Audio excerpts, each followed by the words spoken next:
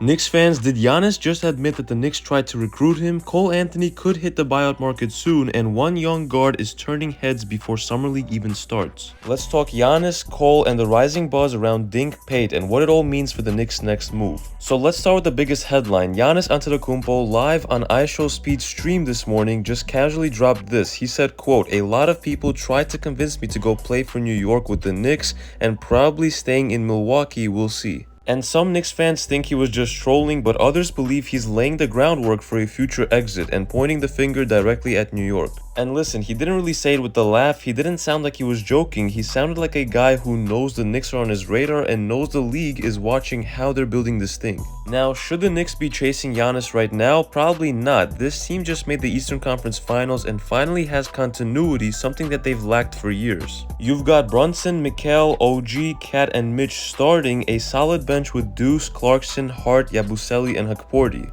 And chemistry that just carried you through the playoffs. Trading the whole roster for Giannis right now might not even be worth it at this point. And check this out, a fan ran into head coach Mike Brown a few days ago in the airport and asked him, quote, "Are we getting LeBron or Giannis?" And Brown reportedly smiled and said, quote, "I'm not trading my wings." And if that's true, that means OG and Mikal are off limits. That tells you everything you need to know about where this team's mindset is right now. Still, Giannis saying probably staying in Milwaukee, that's a long way from definitely. File that one away. Now let's shift to something that could actually affect this roster right now, and that is Cole Anthony. He was just traded from Orlando to Memphis in the Desmond Bane blockbuster. And now multiple reports suggest that Cole is a buyout candidate, and even his father said the same thing. He's 25 years old, he can score, and he's the kind of guy who might want a fresh start in a new system, maybe even in New York. And remember, his father Greg Anthony did play for the Knicks before, but do we actually need him right now? We already have Deuce McBride and now Jordan Clarkson penciled in behind Jalen Brunson.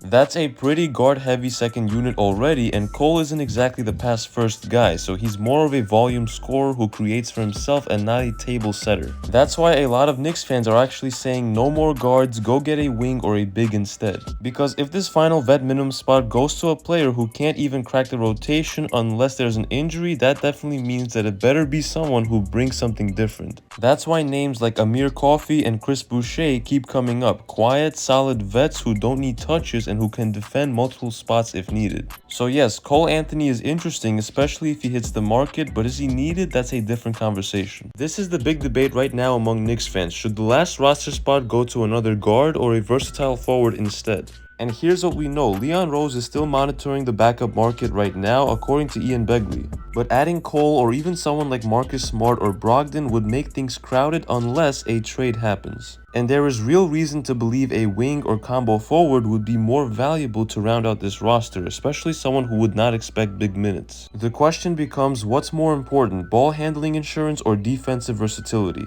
And based on how this roster is built, it might be the latter.